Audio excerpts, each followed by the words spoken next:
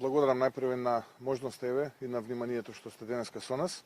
Денеска сме овде во Свети Николе, како од денеска активности кои што веќе трета недела поред течат. Она кое што можам да го заклучам и врз основа на информациите и впечатоците кои што ги добиваме, дека македонската економија е на колена буквално, разурната, тешко се стопанисува, тешко се остварува приход, македонската економија е во рецесија, нема развој, ниту пак има било каков план за развој на македонската економија.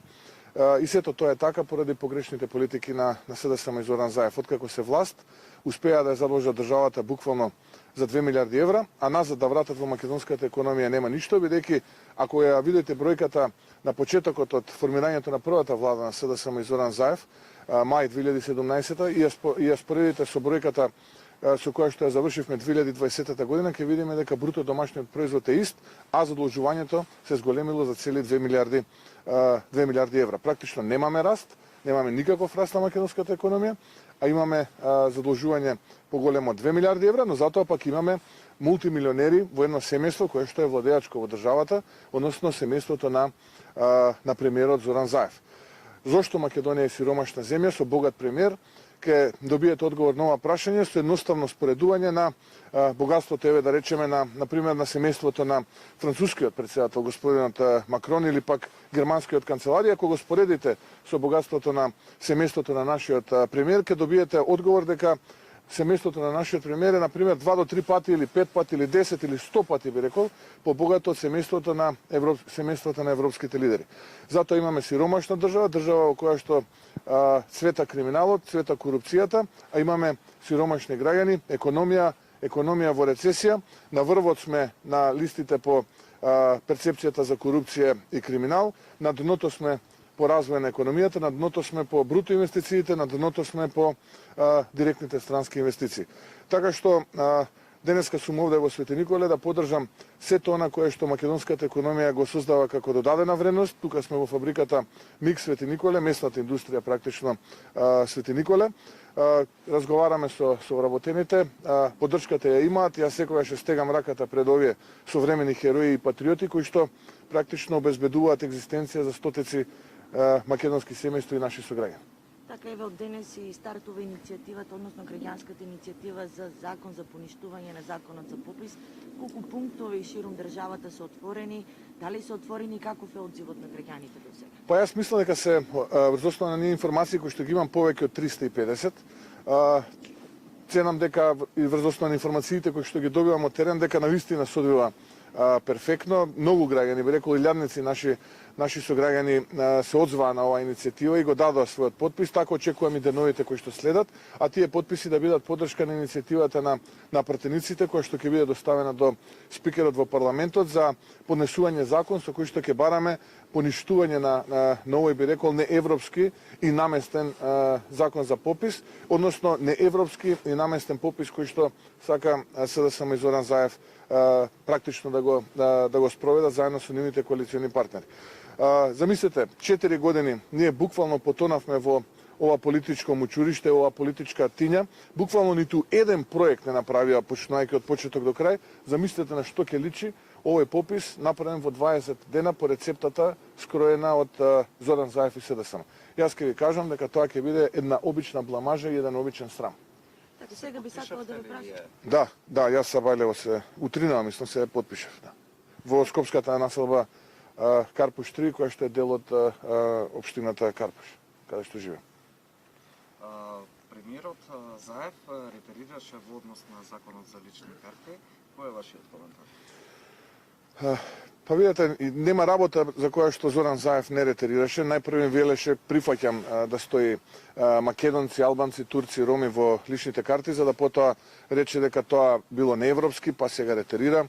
Најпрво негираше дека немало состанок со грчкиот амбасадор, за да потоа каже дека имало состанок, но фактот е еден, а тоа е дека Зоран Заев ниту го направи идентитетот бетон, ниту пак ова денеска кое што се случува е, например, европско и е согласно европските норми и стандарди.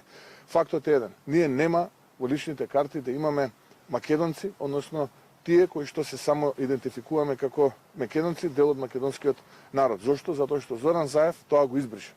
И тоа е факт. Зоран Заев создава нова нација која што треба да биде македонско кроз граѓани на државата со новата придавка. Што е со оние македонци кои што не се граѓани на оваа држава, а се малцинство во втори, трети земји или пак се македонска диаспора, која што до определени причини не е во состојба да извади македонско државенство и не е во состојба да биде дел од оваа парада и овој циркус кој што го приредува веќе 4-та година поред СДСМ и Зоран Заев. Накратко, Зоран Заев нити има идентитет бетон, ниту пак знае што значи идентитет бетон, туку тој продолжува да го распродава она кое што генерации го создавале. Така што не ме чуди што Зоран Заев е брутално на отворена сцена, секој ден практично ретерира, еднаш денес кажува, утре напушта и вели не е тоа што сум го кажал вистина, ќе биде ова.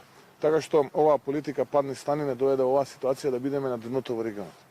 Така би сакала да ве прашам за изјавата на Заев дека барањето на ВМРО ДПМН за избор на градоначалник во прв круг е неприфатливо поради тоа што ќе се нанесе штета на помалите партии. Ваш коментар во врска со тоа? Зоран Заев нанесе штета на Македонија и на македонскиот народ и на граѓаните во Македонија. И час поскоро треба да замине. И ние работиме на тоа Зоран Заев час поскоро да замине. Она кое што јас би го коментирал е следново, а тоа е дека Зоран Заев сака да ги намести, да ги покраде изборите, да подкупува, да притиска, да се заканува и да уценува, бидејќи поинаку и не знае он како да води политика и не знае како да настапи на изборите. Еден или два круга, едно е јасно, Зоран Заев после локалните избори е минато и ВМРО ДПМН ќе го победи СДСМ убедливо во најголемиот дел од општините во Македонија. Господине Мицкоски, во однос на вакцините, премиерот Заев изјави дека владата нема да набавува вакцини повеќе од колку што се потребни. Очекувате ли било каква набавка на вакцини во скоро време? Па освен онаа донација која што добивме од соседна Србија, практично ние сме единствената држава во свет, Афганистан, Бангладеш, Етиопија, не знам веќе кој све е започнато вакцинирањето, освен кај нас во Македонија. Започнато едно со оној интензитет кој што практично дозволува оваа донација која што добивме од соседна Србија. Така што јас би апелирал, би рекол и би сугерирал да престанат да се глупираат на отворена сцена и да престанат да го срамуваат граѓанинот во Македонија и македонскиот народ со нивната неспособност.